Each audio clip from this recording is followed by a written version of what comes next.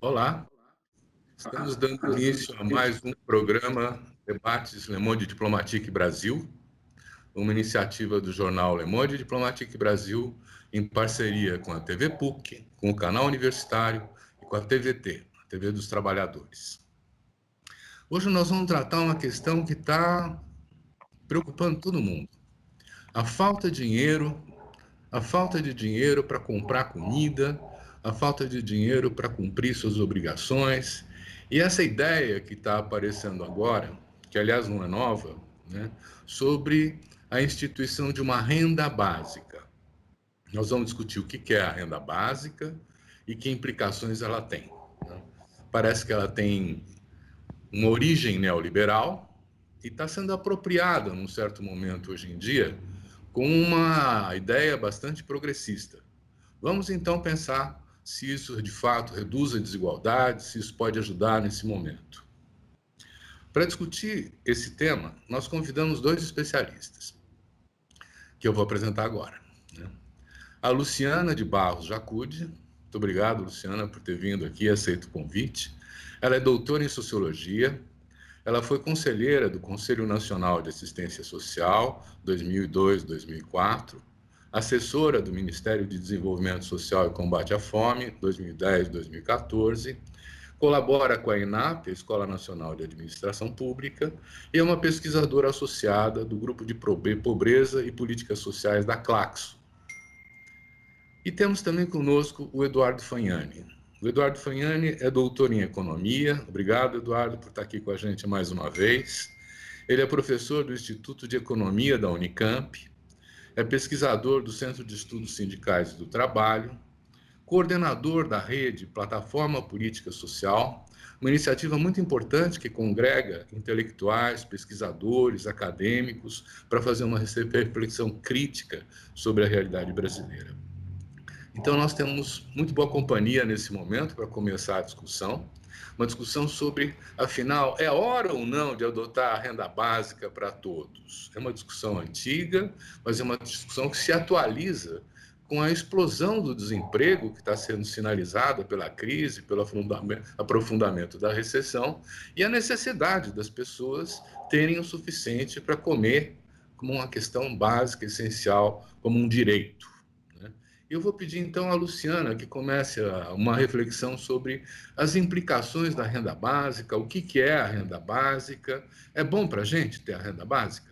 Hein, Luciana?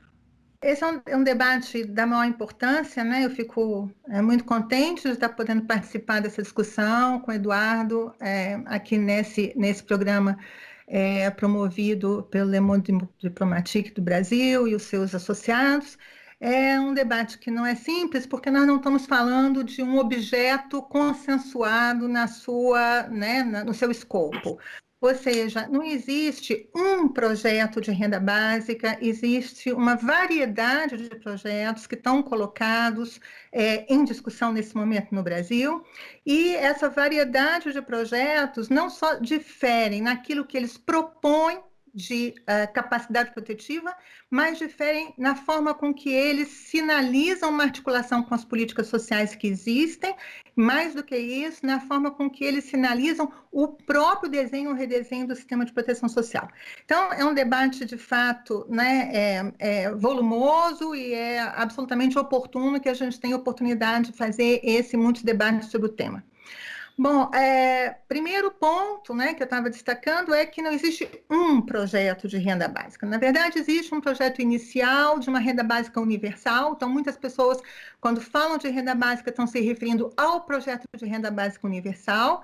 É um projeto bastante generoso, não é, de dar a cada cidadão brasileiro um determinado benefício monetário. E esse benefício seria de um valor a ser, né, definido politicamente, na forma de lei ou na forma de um estatuto legal ou, eventualmente, constitucional.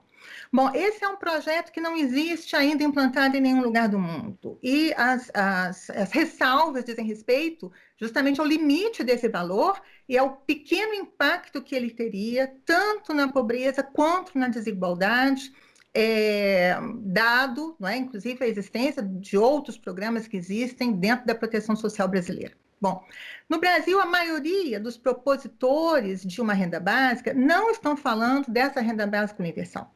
Estão falando de uma renda básica mais específica ou para públicos determinados, e mesmo quando o nome dado é renda básica de cidadania, em geral, está se falando, não é, de programas voltados para determinados públicos. Quais seriam esses determinados públicos? Não é? Nós temos proposta de renda básica para crianças, renda básica para idosos, renda básica para os mais pobres, em função de uma determinada linha de pobreza. Temos proposta de renda básica para os trabalhadores informais. Então, há diversas finalidades e também está em discussão valores muito diferentes para essa renda básica. Esses benefícios variariam, não é, em função dos diferentes propostas. Mas o que eu também gostaria de enfatizar é que o projeto de uma renda básica, ele se articula com as outras políticas sociais.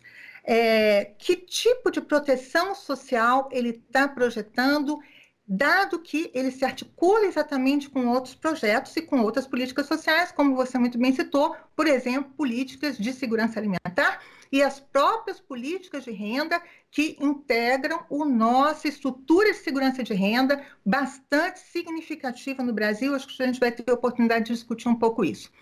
Então, o que eu queria apenas lembrar nesse início é que a maioria dos projetos de renda básica que estão sendo formulados nesse momento, só agora no mês de maio foram apresentados 2 projetos de lei no Senado Federal sobre renda básica, eles estão falando de substituir programas que existem por um programa de renda básica. Ora, essa ideia de substituição, ela aparece não só em projetos de lei, mas num conjunto de formuladores e propositores que estão participando do debate público nesse momento. Então, cabe a gente, de fato, discutir esse programa de renda básica iria substituir quais programas e qual é o impacto dessa substituição no desenho da proteção social brasileira, qual é o impacto dessa substituição na pobreza e na desigualdade de renda no país. Muito bom. Quer dizer que tem um alerta aí, né? Se você dá uma coisa e tira outras, precisa ver se a soma é positiva ou negativa, né? Exatamente. Professor Eduardo, o que tem a dizer sobre a renda básica? Ela precisa ser implantada hoje no Brasil? Ela é uma boa medida? Como é que é?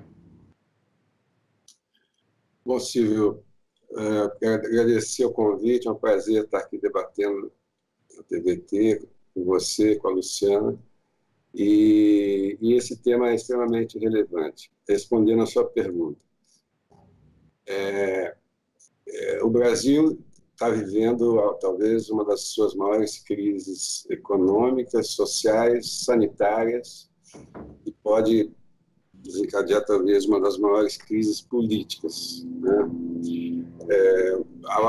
Está havendo a população pobre está perdendo renda, né? Bastante renda, enfim, devemos ter um aumento da taxa de desemprego bastante significativa, e a retomada da economia não será algo simples. Então, nós precisamos sim pensar no auxílio emergencial, uma renda básica, né, que pode ser permanente, assim com certa urgência. Muito bem, então eu não sou contra, sou a favor. E esse consenso de que é necessário isso tem, enfim, tanto especialistas ou economistas mais liberais ou mais conservadores, mais progressistas, têm defendido essa ideia. O problema é que o consenso termina aí, tá? E é como você disse, é importante esse debate para alertar especialmente o campo progressista, tá certo? Das armadilhas que existem em torno desse projeto, né? Eu entendo que a renda básica ela pode vir a ser, se nós não ficarmos muito atentos, um cavalo de Troia, tá certo? No sentido da destruição do Estado Social de 88. Essa que é a questão central. Porque, veja bem, no campo progressista, no campo progressista você tem duas visões de renda básica. No campo progressista, se discute muito na Europa, a esquerda na Europa discute muito, é o seguinte, você ter dada a quarta revolução industrial, quer dizer, você não vai ter emprego no futuro, tá certo? Vai haver uma corrosão do trabalho, uma corrosão do salário. Então, você tem que ter uma renda que substitua o salário, uma renda básica que substitua o salário. Essa é a visão progressista com a qual eu me alinho, tá certo? Agora, no campo conservador, no campo liberal, melhor dizendo, a ideia é que você tem uma renda básica que substitua o Estado Social, tá certo? Essas ideias elas estão postas na década de 50, 60, com os textos por exemplo, do Milton Friedman e do Hayek, né? A ideia do imposto de renda negativa, né? Qual que é a ideia? A ideia olha, quem não é pobre vai no mercado e compra saúde, compra educação, compra previdência, compra tudo que for. O Estado não tem que intervir nada, tá certo? Não tem intervenção, o mercado resolve. Agora, quem não tem uma certa renda, o Estado dá uma renda básica. Essa que é a ideia central, né? Então, a ideia é substituir o Estado. E essas teses chegaram no Brasil nos anos 90, tá certo?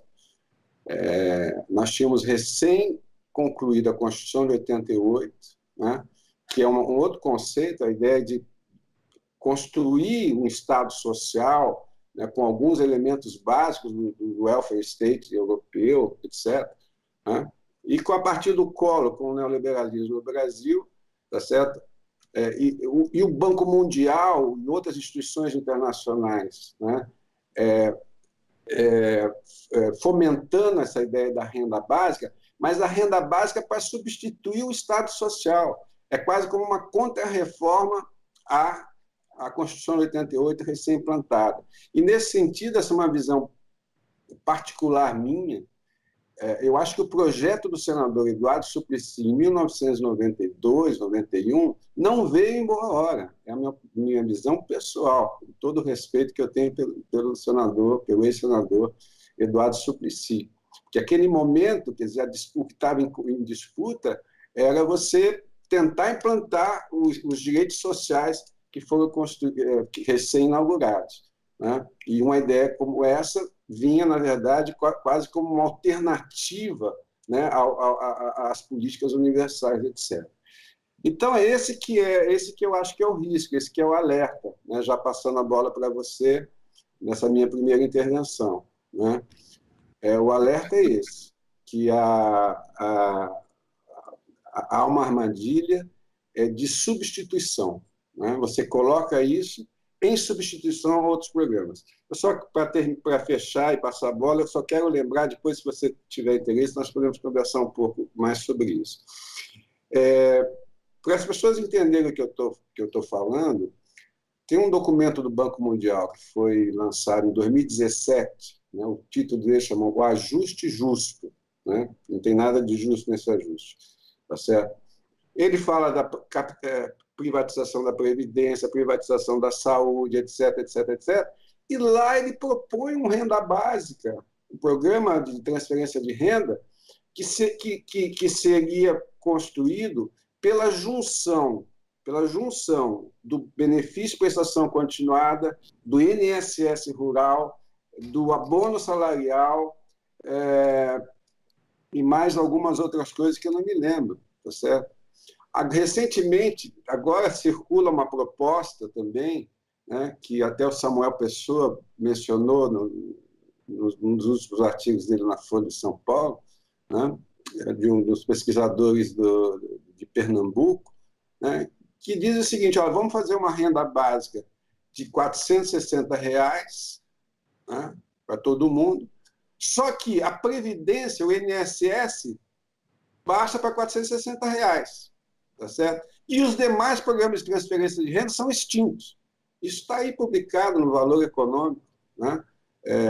Enfim,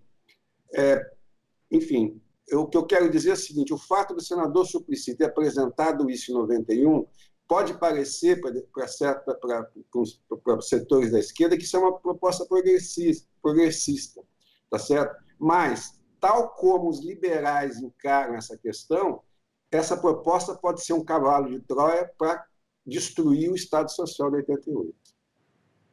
Eu vou até... Obrigado, Edu. Eu acho que é bem estimulante essa proposição sua.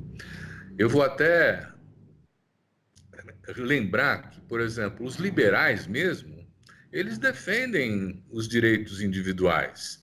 Eles defendem, vamos dizer assim, a necessidade de garantir, que o Estado garante esses direitos, né? Quer dizer, o que nós temos aí nesse governo, a gente não pode nem chamar de liberais. Eles são uma extrema-direita, uma visão muito curta, né?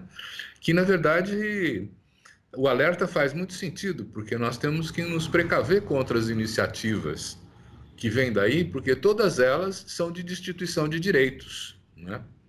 Eu queria pedir, então, a Luciana que nos falasse um pouco desse conjunto, né, Luciana? Quer dizer, nós estamos aqui trabalhando com o tema da renda básica, mas se ela vai substituir outras coisas, que outras coisas ela vai substituir? E qual é a vantagem para quem recebe? Ele vai deixar de receber o Bolsa Família para receber a Bolsa... E o Luz para Todos? E como é que é essa história? Então, Silvana, é uma questão muito relevante, não é? Antes, eu acho importante falar do Bolsa Família, mas eu vou até começar com outro exemplo, que é o exemplo do benefício de prestação continuada do BPC, que são dois programas constantemente citados nas propostas como programas que seriam substituídos por esse programa de renda básica, né? Então, o caso do BPC me parece um caso muito interessante, né? O que é o benefício? Conta para todo mundo o que é o BPC. Então, o BPC é um programa que se chama Benefício de Prestação Continuada.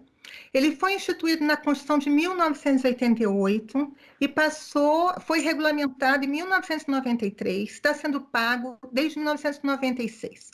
Hoje, o benefício de prestação continuada, que é um benefício assistencial, ou seja, ele não é contributivo, você não precisa contribuir para a Previdência para poder receber, ele paga o valor de um salário mínimo, e esse valor é fixado na Constituição Federal, para as pessoas idosas e para as pessoas com deficiência em situação de pobreza.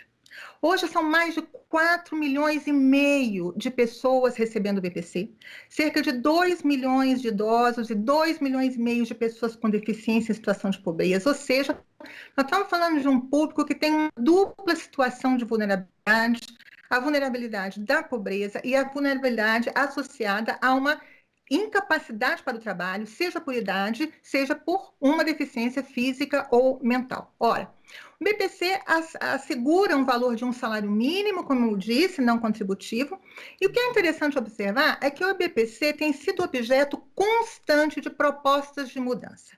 Ele foi objeto de proposta de mudança na reforma previdenciária do Temer, que propunha praticamente a sua extinção. Ele foi objeto de proposta de mudança na reforma agora desse governo. Nos dois casos, o Congresso Nacional não aceitou a mudança do BPC.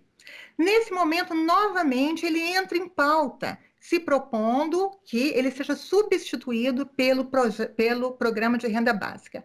Ora, o programa de renda básica pagaria quanto?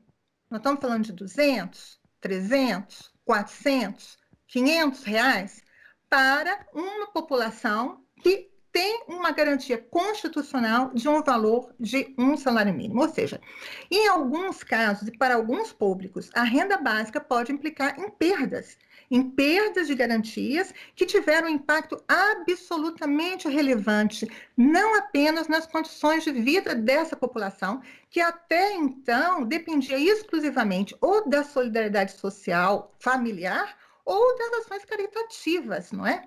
Então, nós temos uma garantia de direito assegurado que está, nesse momento, em debate, de forma indireta, dentro da proposta de renda básica. Ora, para a gente, né, dimensionar um pouco as magnitudes do que nós estamos falando, somado Previdência Social e BPC, hoje, quase 9 em cada 10 idosos brasileiros recebem renda pública. A extrema pobreza dos idosos brasileiros hoje não chega a 1% da população. Ela era 15% quando o BPC começou a ser pago.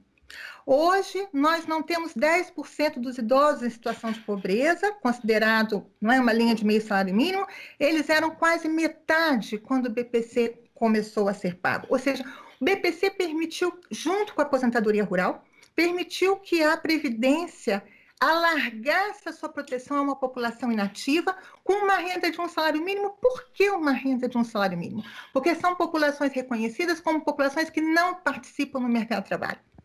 Ora, então, nesse momento, nós estamos novamente discutindo o BPC e cabe a pergunta, por que pela terceira vez, em poucos anos, nós estamos discutindo o BPC? Nós estamos discutindo o BPC por conta da reforma da Previdência. A reforma da Previdência, aumentando o número de anos de contribuição obrigatória, ela causa uma exclusão previdenciária. Essa exclusão previdenciária ainda é mais aguçada pela reforma trabalhista. Ou seja, nós temos no cenário uma ampliação de exclusão previdenciária, o que deve levar naturalmente ao aumento de demanda do BPC.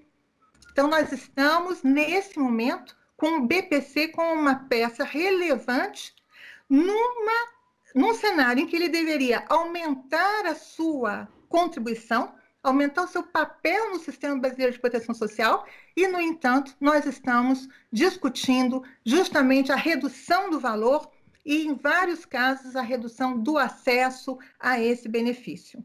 Então, eu acho que é um bom exemplo, né? A gente pode falar também do Bolsa a seguir, né? Mais à frente do debate. Uhum. Então, você entrou num tema que é uma especialidade do professor Eduardo Fagnani. Ele acabou de lançar ele fez um livro, um estudo profundo sobre a Previdência, o debate desonesto. Eu recomendo a todo mundo, né?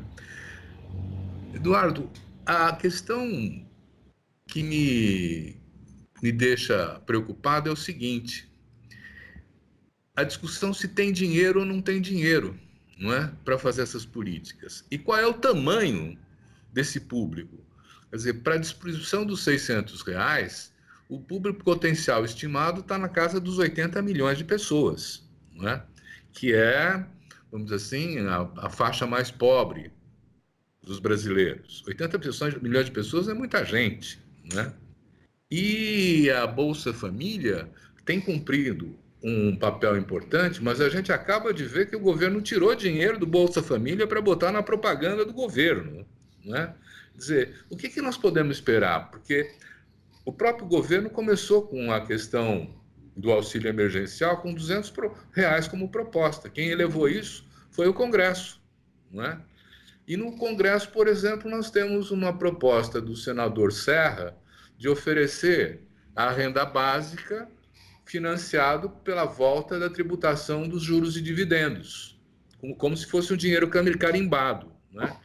É preciso tirar os outros benefícios para instalar a renda básica? Ela é necessária para esses 80 milhões hoje em dia? Silvio, hoje em dia e nos próximos meses e ano, ela será necessária. Será necessária. Agora, é muito difícil você estimar, nesse momento, estimar quanto custa esse programa. Primeiro, você tem que desenhar o programa, tá certo? É um programa que vai atender quem? Né? São os 80 milhões, é uma parcela, você dá mais para quem tem filhos ou para quem não tem filhos, enfim. O desenho do programa é fundamental, né? A questão do custo dele, quer dizer, eu tenho lido na imprensa, o outro projeto que é do senador Randolph, ele estima entre 4% do PIB e 8% do PIB. Certo? Não sei o que está sendo pensado, mas se você pensar 4% a 8% do PIB, dificilmente você vai implantar um programa que custa 6% do PIB, 7% do PIB, sem reduzir programas sociais. Esse que é o meu temor. A Previdência custa 8%, tá certo? 8% do PIB, o INSS. Você vai criar uma outra Previdência sem mexer na Previdência, tá certo? Então, isso para mim também é um risco, né? Porque todo mundo está pedindo um programa de renda básica. Então, vamos votar, o Congresso vai votar o projeto, tá certo? Bom, custa...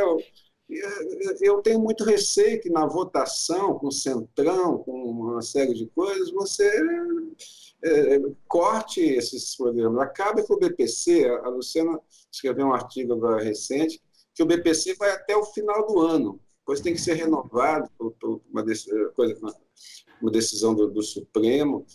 Se não renovar, acaba, pronto, você já ganhou aí 2% do PIB para fazer isso. Então, essa que é a questão.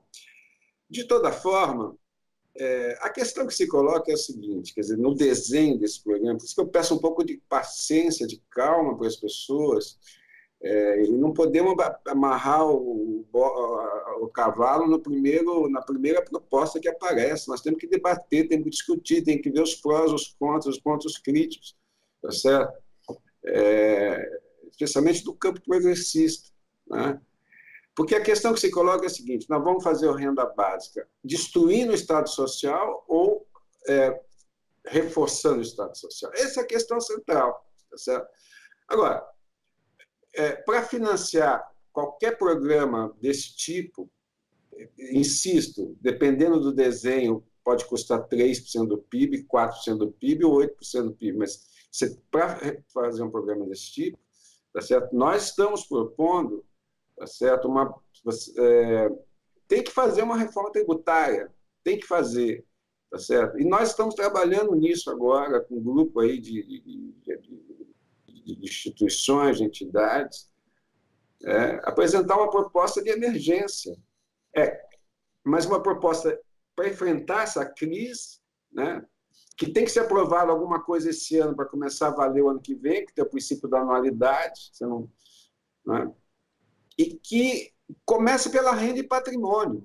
As duas propostas que estão no Congresso, eles só fazem a reforma do consumo. Vamos simplificar o consumo. Mas vocês não vão mexer nem na renda, nem no patrimônio. A tributação da renda e de patrimônio no Brasil são ridículas em relação à experiência internacional. Não. Primeiro faz a consumo, depois faz a renda patrimônio. Tá certo? Se fizer do consumo, nunca mais a reforma tributária sai da pauta. Então, o que nós temos que fazer agora é inverter. Vamos começar pela tributação da renda e patrimônio. Tá certo? A questão do fim da tributação da não tributação sobre distribuição de lucros e dividendos é um ponto importante, mas não é o único, tá certo? Nós temos que ter uma nova tabela progressiva do imposto de renda também, né? Você acha correto, você acha justo que uma pessoa que ganha R$5.000 pague na fonte 27,5%, essa alíquota de 27,5% é o mesmo que uma pessoa que ganha R$500.000 paga. Quem ganha R$5.000 ou R$500.000 paga 27,5% na fonte, tá certo? Mas também nós temos que insistir na tributação sobre os bancos têm que dar a contribuição deles, tá certo? A questão do imposto sobre grandes fortunas, né? Uma tributação maior nas doações, né? E os nossos cálculos mostram o seguinte: tudo isso que eu estou te falando atinge cerca de 300 a 400 mil pessoas, tá certo? 300 a 400 mil pessoas. Isso representa cerca de 0,3% da população brasileira, tá certo? Então, seja para que lado for, seja o programa que tem que ser feito, e não só a reforma tributária não é só por um programa de renda básica, nós temos que fortalecer o SUS, tá certo? Enfim, eu acho que nesse momento a questão da reforma tributária, aprovar esse ano para valer o ano que vem, é fundamental. Só para terminar, você falou que os liberais em geral, pensam na proteção social, e eu me lembrei que hoje estou lendo o Plano Beveridge, tá certo? O famoso relatório sobre os serviços sociais lá de 1942, 43, né, do Lord Beveridge, né, que enfim, é um marco, né, no desenvolvimento dos regimes de bem-estar social do pós-guerra, do pós-segunda guerra. Né?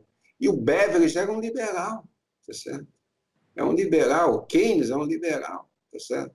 Então, toda essa ideia da seguridade social, toda essa ideia do Estado Social brasileiro do pós-88, né, é inspirado nessas ideias, né, que são ideias liberais, né? Mas, infelizmente, aqui no Brasil, sequer a social-democracia é aceita pelos nossos economistas e pela nossa elite. Então, eu tenho uma preocupação que é de tentar identificar no conjunto as iniciativas que podem ter esse caráter que você está atribuindo, né, de reforçar a situação do Estado de proteção social, né, ao invés de enfraquecê-lo. Né? E na discussão tributária a gente sabe que tem muitas possibilidades de financiamento. Mas nós não sabemos exatamente quanto custa esse programa, porque é justamente o que você falou. Nós precisamos desenhar esse programa, né? Quer dizer, e eu queria perguntar para vocês, se nós pudéssemos pensar, vamos dizer assim, um projeto consistente para poder fazer frente a esse novo cenário, a essa crise que nós estamos começando agora, né? Qual seria, vamos dizer assim, o desenho que vocês propõem, né, de envolver os programas sociais, o financiamento disso? Porque depois que nós soubermos o custo que tem essa proposta, nós vamos ver onde é que a gente pode tirar esse dinheiro. Politizar a questão é isso, é transformar isso num campo onde a gente explicita os interesses em conflito, né? Então, Luciana, você poderia dar para a gente um pontapé inicial nessa discussão? O que seria bom ter para oferecer para essa população que está se empobrecendo mais hoje? Silvio, Oi. deixa eu começar e depois eu passo a bola porque eu acho que vai ser legal. Eu vou só dar uma ideia geral, e a Luciana é a maior especialista nesses programas de transferência de renda no Brasil, sem dúvida nenhuma. Vocês fiquem à vontade, o programa é de vocês. Não, é porque eu só queria dizer uma coisa mais geral, depois a Luciana entra. Eu acho o seguinte, olha só, qualquer programa de renda básica que nós temos que fazer, nós temos que aproveitar a institucionalidade, tá certo? Os avanços institucionais, políticos e financeiros que foram conseguidos no Brasil nos últimos 30 anos, tá certo? É esse o ponto de partida, tá certo? Na verdade, nós discutimos esse projeto desde a década de 70, né? O movimento sanitário que levou ao SUS começou na década de 70, debate sobre seguridade social, sobre seguro-desemprego, sobre assistência social, começou na década de 70, 1970, tá certo? Ali que se formou a agenda, depois essa agenda foi para a Constituição, depois você tem 30 anos de tentativa de implantação. Então, nós construímos muita coisa. Nós temos que fazer uma renda básica que seja em cima dessa institucionalidade, não destruir essa institucionalidade. Então, já quase passando a bola, para dar apenas um exemplo, tá certo? Nós temos um negócio chamado Lei Orgânica da Assistência Social, aprovada pelo Congresso em 1995. Depois, em 2005, o Sistema Único da Assistência Social, certo? Que administra o Bolsa Família, administra o BPC, mas tem uma capilaridade impressionante, tá certo? Tá em 99% dos municípios brasileiros. Né? Esses municípios têm um negócio chamado CRAS, são Centros de Referência da Assistência Social. Né? Nós temos o Cadastro Único Social, né, que é uma tecnologia que foi desenvolvida a partir de 2003, onde as pessoas de baixa renda estão todas cadastradas, né, que agora está sendo utilizada para pagar esse auxílio emergencial, porque se não fosse esse o cadastro único social, não se faria isso. Tá certo? Nós temos a Caixa Econômica, que opera o cadastro único, está tudo articulado. Então, o que eu te digo é o seguinte: qualquer saída não é para destruir essa institucionalidade. Nós temos que aproveitar essa institucionalidade. Acho que agora a Luciana... A parte mais difícil, que é pensar o programa, eu passo para a Luciana agora. Eu tenho umas ideiazinhas aí, talvez sejam convergentes com ela. Bom, eu vou convergir também com o Eduardo. Acho que nós temos que começar a pensar a partir da institucionalidade que nós temos e dos aprendizados que nós temos, né? O debate de renda básica no Brasil é um debate que eu vou afirmar não é inovador, não apenas pelo fato de que ele está na pauta. Ele não é um inovador dentro da institucionalidade da proteção social brasileira. Ora, o que difere o programa de renda básica do programa Bolsa Família? A gente tem ouvido muito falar dessa experiência agora da Espanha. A Espanha está instituindo um programa de renda básica. Veja o que a Espanha está instituindo, que é muito interessante.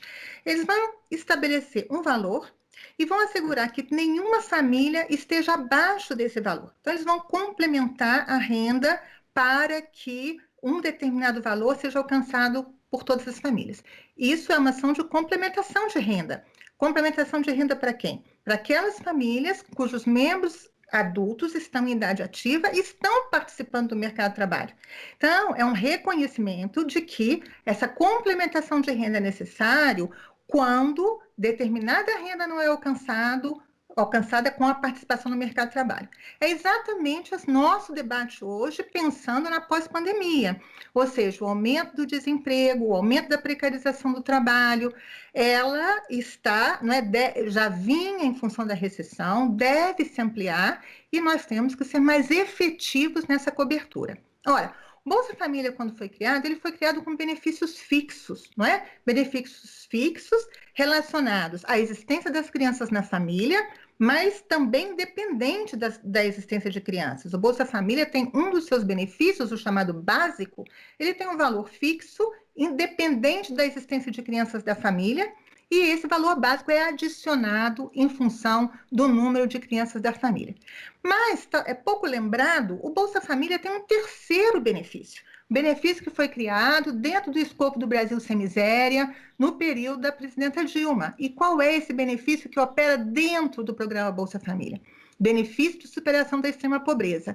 O que ele propõe? Ele propõe, e ele não só propõe, ele implementa que nenhuma família terá uma renda per capita abaixo da linha mínima do Bolsa Família. Ora, isso foi operado. Talvez o que nós estejamos discutindo hoje é que esse valor é insuficiente, e não resta a menor dúvida sobre isso. O Bolsa Família, nos últimos 4 anos, sofreu uma redução muito significativa. 2014 foi o menor ano numa série temporal, em termos de número de pobres no Brasil, e desde então, desde 2014, nós temos um aumento da pobreza, da extrema pobreza no Brasil. Esse aumento, claro que está relacionado à crise econômica, mas não só. Justamente o Bolsa Família está aí para dar garantias de que as situações de pobreza e de extrema pobreza não sejam com um resultado natural da crise econômica. Ele deveria estar atuando nisso. No entanto, nós tivemos o aumento do desemprego, aumento da precarização do trabalho, redução da renda média das famílias e redução do Bolsa Família. Redução do Bolsa Família em 2 aspectos. Nós reduzimos o valor real do Bolsa Família de forma expressiva e nós reduzimos o número de beneficiários do Bolsa Família. Agora, quando começou a pandemia, em março, foram incluídas alguma coisa em torno de 1.200.000 pessoas no Bolsa Família que já deveriam estar recebendo e que não estavam por conta do represamento. E ainda estima-se uma fila de espera, alguma coisa em torno de 500.000 famílias. O que são 500.000 famílias? São quase 2 milhões de pessoas, talvez até mais. É disso que nós estamos falando, da represamento do Bolsa Família, não é? Então, nós temos um longo caminho de garantia de renda, nós temos o benefício de superação da extrema pobreza, que é um aprendizado institucional relevante, e esse aprendizado está relacionado a determinadas linhas que nós podemos assegurar para que nenhuma família tenha uma renda per capita abaixo. Ora, nós tivemos uma queda, não é? O Bolsa Família está enfraquecido, mas nós temos lições de garantias, não é? Inclusive do BPC, que podem ser usadas nesse sentido da ampliação de garantias e da transformação efetivamente em determinadas linhas, como direito social de que nenhum brasileiro estará abaixo daquela linha. Nós temos instrumentos qualificados que estão operando, como o Eduardo citou, não é? Se não fosse o cadastro, nós não teríamos conseguido executar e implementar o benefício emergencial, que foi uma enorme conquista da sociedade civil brasileira, não é? Nessa rapidez e com esse valor. Então, foi absolutamente importante nós termos essa institucionalidade operando, e essa institucionalidade seguramente traz para a gente elementos para uma discussão dessa renda básica. O que nós queremos? Nós queremos que nenhuma família brasileira esteja com uma renda abaixo de uma determinada valor, ou nós queremos que nenhuma família brasileira deixe de receber uma determinada quantia fixa. Bolsa Família, ele traz as duas experiências, e nós, sem dúvida nenhuma, podemos nos debruçar sobre essas experiências e fazer, não é, construções que possam ser integradoras e fortalecedoras do sistema de proteção social. O Bolsa Família sempre conviveu com o BPC, não apenas ele conviveu, é interessante observar que desde a criação do Bolsa Família, ele cresceu simultaneamente ao BPC, quer dizer, e a cobertura previdenciária. Não há nenhuma exclusão entre essas estruturas de garantia de renda, como não necessariamente haveria exclusão entre uma renda básica e essas estruturas. A grande diferença do Bolsa Família para as propostas de renda básica que estão em discussão é a condicionalidade, né? A renda básica é incondicional, o Bolsa Família opera com as condicionalidades de educação e saúde. Essa é uma outra discussão, não é, que também ela merece ser colocada, porque é uma discussão importante nesse processo de construção da proteção social brasileira e de tirar da invisibilidade, não só da garantia de renda, mas dos serviços, determinados setores da população. Posso fazer só um adendo, Silvio? Porque, assim, a gente tem conversado com vários especialistas, a Luciana faz parte desse grupo, e surgiu, assim, uma ideia que está amadurecendo, é você fazer turbinar o Bolsa Família, entendeu? Fazer um Bolsa Família 4.0, tá certo? Porque é muito simples fazer isso. Qual o problema? O problema, como é que você faz isso? São ideias ainda gerais, tá certo? Várias pessoas estão pensando nisso, mas não é simples pensar.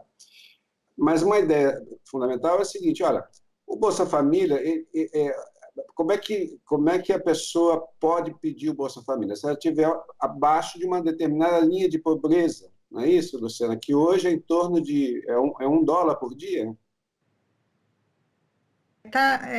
Porque são duas linhas diferentes, né? Está em torno, a mais alta em torno de 178, se não me engano. 178. Bom, se você diz só é pobre quem ganha 178, você limita, tá certo? Agora, se você disser se só é pobre quem está abaixo de meio salário mínimo, você fez o renda básica. Você fez o renda básica, tá certo? Claro, tem que ter mudanças, adaptações. A Luciana colocou, hoje tem a questão das condicionalidades, como é que seria um programa desse tipo. Mas o Bolsa Família hoje atende 12 milhões de famílias, Luciana, mais ou menos isso? 12 milhões? Nós alcançamos 14,5 agora com essa última expansão de março. Então, 14 milhões de famílias são mais ou menos 40 milhões de pessoas, é isso? mais ou menos. Um 44. pouco, isso, exatamente, 45 milhões. Então, hoje ele atende 14 milhões de pessoas, de famílias, 48 milhões de pessoas. Se você aumentar esse limite da linha da pobreza, tá certo? Você pode, em vez de 14, você chega a 20 milhões. Nós estamos falando de 60 milhões, 20 milhões de famílias, são 60 milhões de pessoas, são quase aqueles 80 milhões que você mencionou, Silvio, tá certo? E você faz isso como? Aproveitando a institucionalidade, aproveitando a tecnologia social que foi criada para isso, né? E, afinal, é um programa que existe há quase 20 anos, é 2003, 2013, 17 anos, tá certo? Então, existe já uma tecnologia. Então, eu acho que é por aí que a gente tem que avançar, tá certo? Usar a institucionalidade que já existe e reforçar o Estado Social ao invés de destruí-lo. Pois é, mas nós estamos assistindo hoje uma enorme dificuldade de acesso aos R$ 600, que é o auxílio emergencial, não é? Quer dizer, se a gente concentrar essa política, como vocês estão sugerindo, no Bolsa Família, não vai ficar gente de fora? Então, isso é muito interessante. É claro que o auxílio emergencial... Tem que mudar o conceito. Mudar um pouco o conceito. Não é o Bolsa Família puro sangue. Você tem que adaptar.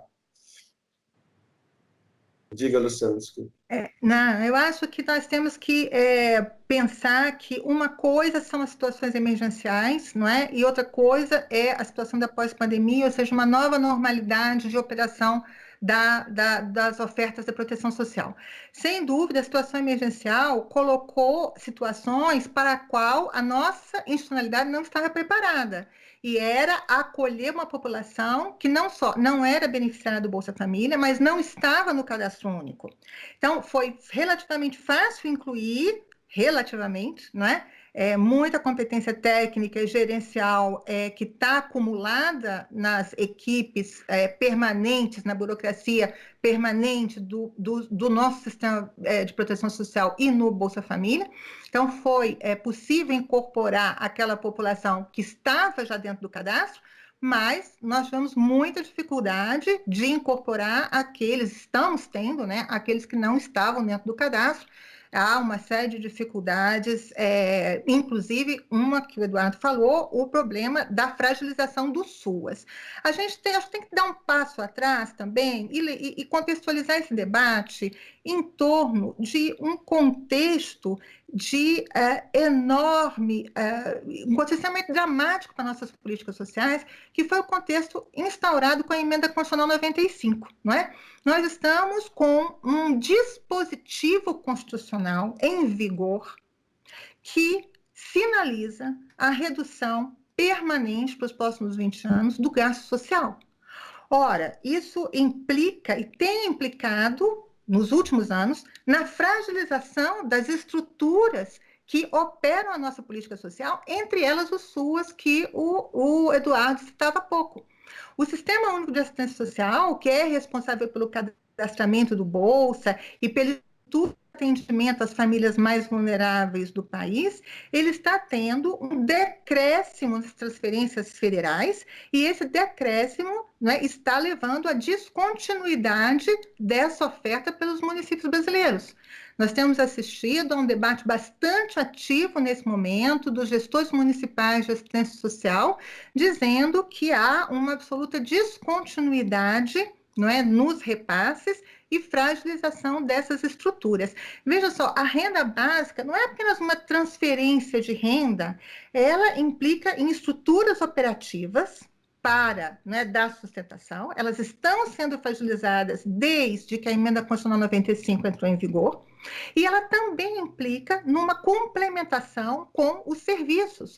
E não estou falando só dos serviços socioassistenciais, que inclusive acolhem benefícios eventuais para situações, não é, emergenciais dessas famílias, mas estou falando de serviços continuados, inclusive do serviço de segurança alimentar, que estavam constituídos antes, não é, de 2016, antes do golpe. Nós tínhamos uma estrutura de uma política de segurança alimentar que tinha avançado enormemente. Essa estrutura foi interrompida, a alocação orçamentária para a Política Nacional de Segurança Alimentar, ela praticamente não existe mais, e programas importantes como de compra de alimentos, suporte à produção familiar, que é responsável pela grande oferta de alimentos no país, está absolutamente fragilizada, não é? Então, nesse contexto da Emenda Constitucional 95, nós precisamos fazer o nosso debate de política social priorizando o fim dessa emenda constitucional. Não se trata apenas de uma questão tributária, apenas aí, claro que é retórico, porque não é apenas a questão tributária é essencial, uma política social é redistributiva não apenas em torno, pensando para quem ela atende, mas quem a financia. Mas, além da questão do financiamento, nós temos uma estrutura, não é, com essa emenda constitucional, que constrange o conjunto das políticas sociais, e nessa conjuntura, uma renda básica pode ter ganhos, é importante que tenha ganhos para uma população que cresce bastante em termos de número de pessoas com relações de trabalho mais fragilizadas e com acesso à renda mais precarizado, mas num contexto em que um conjunto outro de estruturas está sendo fragilizado, dificultando o atendimento dessa população em várias outras dimensões. Uhum. Vocês estão apontando que, se eu estou entendendo bem a conversa, quer dizer, vocês estão apontando que é até melhor fortalecer o Bolsa Família do que criar a renda básica, não é? Como um mecanismo de aproveitar o que já está instituído. A forma de operar, as formas de controle e tudo mais, né? Quer dizer, eu acho que se a gente avançar por aí, quer dizer, talvez a questão central seja o valor dessa contribuição mensal, né?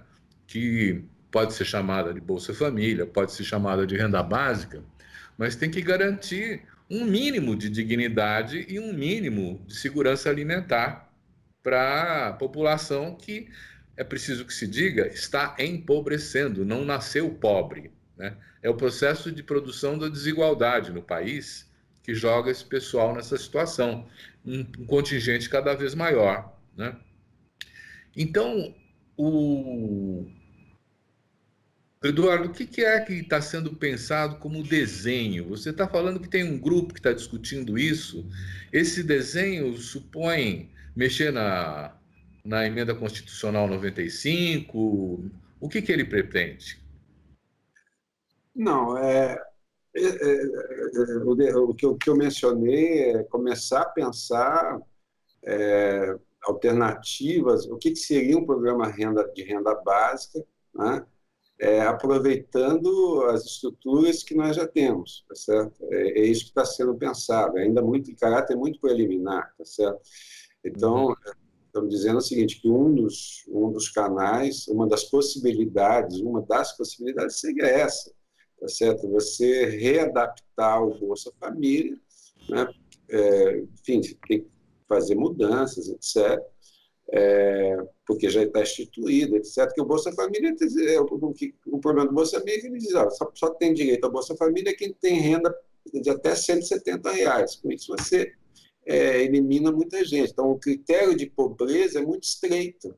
Eu, querendo aproveitar agora que nós estamos no final do nosso programa, eu queria que vocês dirigissem, por favor, as suas últimas palavras a quem está nos assistindo. Luciana, você tem 2 minutos, por favor. Obrigada, Silvia. Eu novamente queria agradecer a oportunidade, é um debate super importante. Acho que essa relação, né, do Bolsa com a renda básica é uma discussão que nós precisamos aprofundar.